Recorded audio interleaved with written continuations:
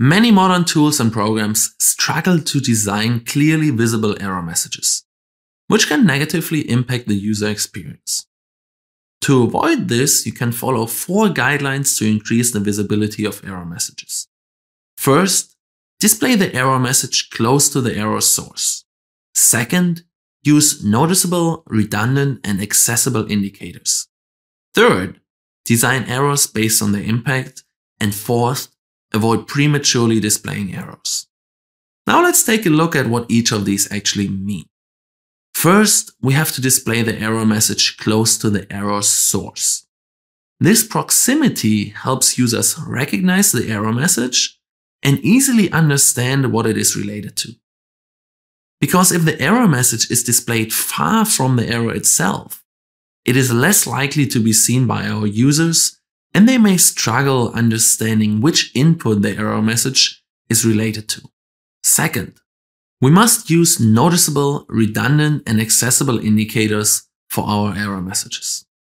For example, if a user had to fill out a form and missed the required field, we could increase the visibility of the error by using bold text, including a visual that indicates there's an error, and by highlighting the field that requires additional input. All of these elements should be visually distinct from the rest of the page so they are easily recognized. This is why error messages are traditionally displayed in red. Third, we should design error messages based on their impact. Some error messages are crucial for the user to know and might lead to severe negative consequences if they are disregarded. Other error messages are good to know, but not crucial for the user journey and user experience. The design of the error message should clearly indicate which of these 2 scenarios it addresses. For example, if an e-commerce shop expects shipping delays because of bad weather conditions, this is a good information to share with their users. However, they should avoid using red formatting to indicate that there is no severe error that the user encounters. Fourth and last, we must avoid displaying the error messages prematurely. This is an important part of designing effective error messages. Because a premature error message is like grading a test before the student even had a chance to answer.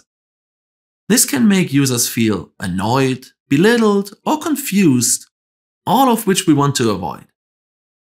To get the right timing of an error message, we must consider what the expected user behavior is and how error-prone the interaction is. For example, when users have to create a new password that must comply with multiple safety requirements, it is helpful to indicate which requirements are met and which are missing already while the user is typing the password. This is because the complexity of the task makes it error-prone, and the error message during the process of typing guides the user to avoid providing a password that is not fulfilling the safety requirements. However, if a user is typing their own phone number, we should not display a premature error message that indicates that the phone number has too few digits. Because in this scenario, we can expect the user to know how many digits their phone number has, and the task overall is less prone to errors. To summarize, to make your error messages effective, they must be visible to your users. To accomplish this, you should follow the 4 guidelines for highly visible error messages that we just discussed. Thanks for watching. If you want to see more of our UX videos, take a look at these over here and consider subscribing to our channel.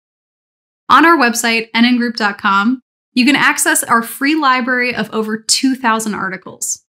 You can also register for one of our UX courses that offer live hands-on UX training.